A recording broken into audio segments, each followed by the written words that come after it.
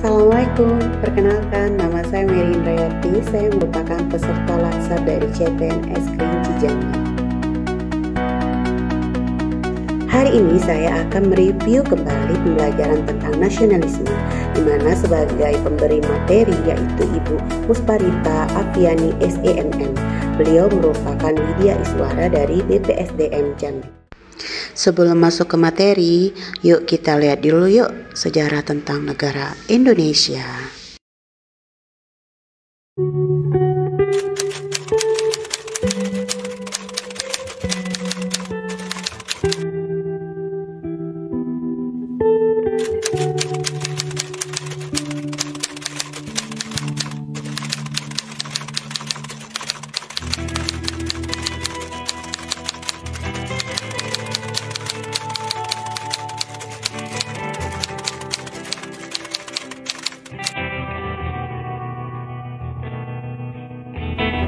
Perundingan antara golongan muda dan golongan tua dalam penyusunan teks proklamasi kemerdekaan Indonesia berlangsung pukul 2 sampai 4 dini hari. Teks proklamasi ditulis di ruang makan Laksamana Tadashi Maeda di Jalan Imam Bonjol nomor 1. Para penyusun teks proklamasi itu adalah Insinyur Soekarno, Dr. Andes Muhammad Hatta, dan Mr. Ahmad Subarjo. Konsep teks proklamasi ditulis oleh Insinyur Soekarno sendiri. Di ruang depan hadir BM Dia, Sayuti Malik, Sukarni, dan Sudiro. Sukarni mengusulkan agar yang menandatangani teks proklamasi itu adalah Insinyur Soekarno dan Dr. Andes Muhammad Hatta atas nama bangsa Indonesia. Teks proklamasi Indonesia diketik oleh Sayuti Malik.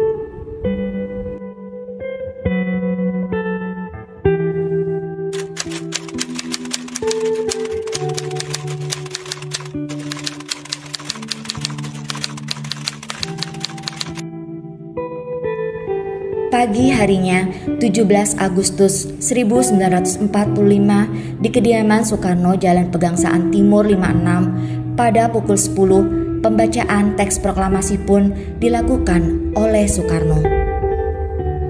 Kemudian, disusul pengibaran bendera merah putih yang telah dijahit oleh Ibu Fatmawati. Dan Indonesia pun dinyatakan telah merdeka. Merdeka! Setelah menyaksikan sejarah tentang negara Indonesia tadi, yuk sekarang kita pahami apa itu nasionalisme. Nasionalisme adalah sebuah ideologi sekaligus merupakan suatu bentuk dari perilaku. Nasionalisme juga dapat dikatakan sebuah cita-cita yang ingin memberi batas antara bangsa kita dengan bangsa lain. Dan nasionalisme juga ibarat satu koin yang mempunyai dua sisi. Lainnya adalah etnisitas. Tidak ada nasionalisme tanpa elemen politik, sementara substansinya tidak bisa lain kecuali sentimen etnik. Namun Indonesia saat ini sedang berduka, di mana rasa nasionalisme di kalangan generasi muda Indonesia mulai luntur. Ini dapat kita lihat dengan maraknya kasus tawuran antara pelajar, narkoba di dunia pendidikan, pergaulan bebas di usia muda, bullying antara sesama.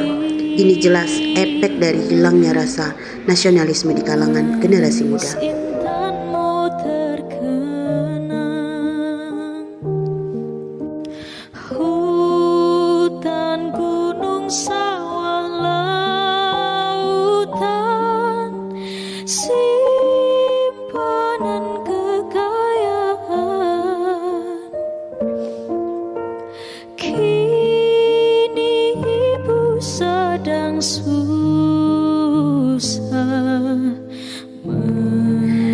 Globalisasi tentu tidak dapat kita hindari.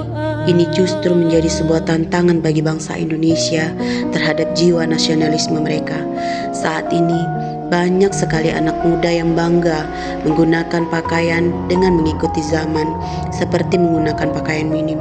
Mereka juga lebih senang mendengarkan lagu luar dibanding lagu dari negaranya sendiri, yaitu Indonesia. Lunturnya jiwa nasionalisme membuat anak muda saat ini lupa akan kepribadian diri mereka sebagai bangsa Indonesia. Setelah mereka mengenal modernisasi, mereka bangga akan hal itu. Mereka lebih senang menyukai dance daripada tarian tradisional khas daerahnya. Mereka malas mengikuti upacara memeriahkan hari kemerdekaan, tetapi mereka tidak malas untuk menonton artis luar melewati teknologi canggih yaitu handphone.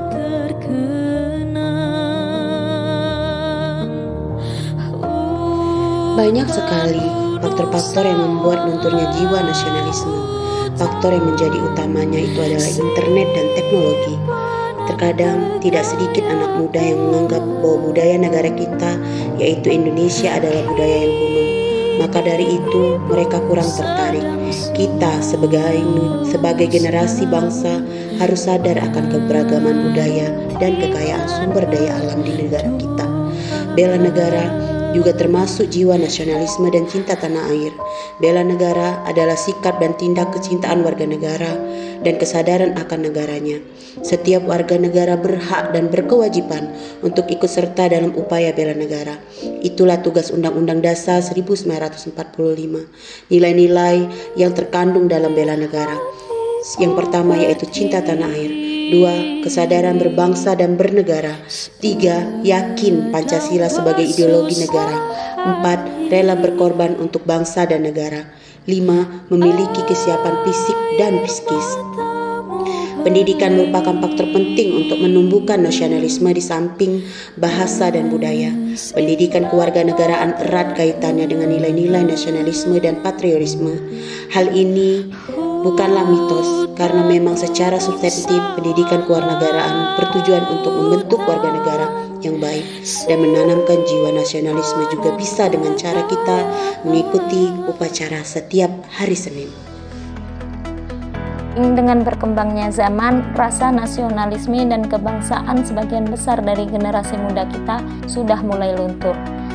Hal ini disebabkan oleh dua faktor. Yang pertama, faktor internal. Yang kedua, faktor eksternal. Faktor internal yang pertama, pemerintah pada zaman reformasi yang jauh dari harapan pemuda, sehingga membuat mereka kecewa pada kinerja pemerintah saat ini.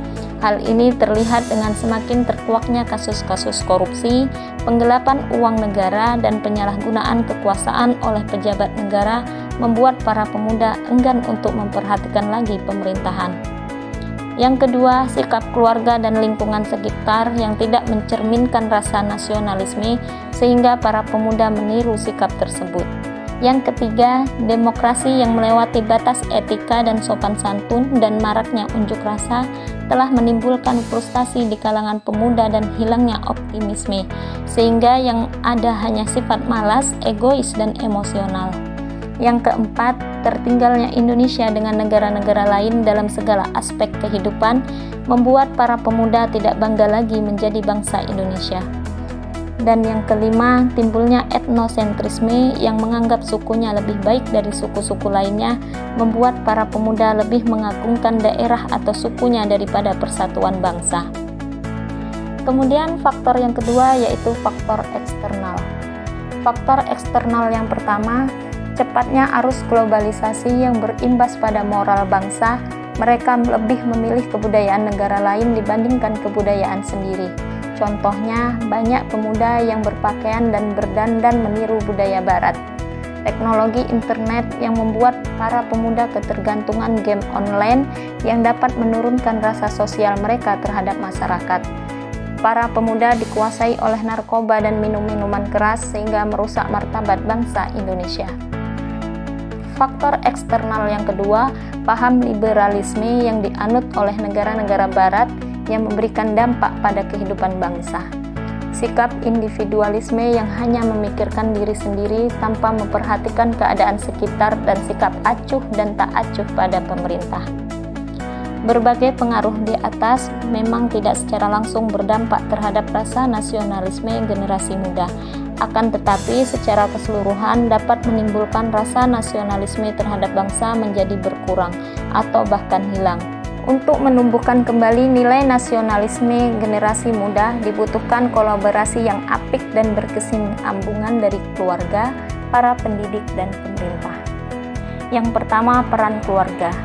Peran keluarga memberikan pendidikan sejak dini tentang sikap nasionalisme terhadap bangsa Indonesia, memberikan contoh atau teladan tentang rasa kecintaan dan penghormatan pada bangsa, memberikan pengawasan yang menyeluruh kepada anak terhadap lingkungan sekitar, dan dihimbau agar selalu menggunakan produk dalam negeri. Peran pendidikan berikan pelajar kita pendidikan kewarganegaraan, pendidikan Pancasila, menanamkan sikap cinta tanah air, dan memberikan pendidikan moral, sehingga para pemuda tidak mudah menyerap hal-hal negatif yang dapat mengancam ketahanan pemerintah. Yang ketiga, peran pemerintah. Dalam menghadapi permasalahan di atas, peran pemerintah adalah dengan menggalakkan berbagai kegiatan yang dapat menumbuhkan pemahaman dan kecintaan terhadap bangsa dan negaranya, seperti seminar, pameran kebudayaan, dan seni, dan memperkenalkan kepada bangsa Indonesia, yaitu batik sebagai salah satu kebudayaan asli Indonesia.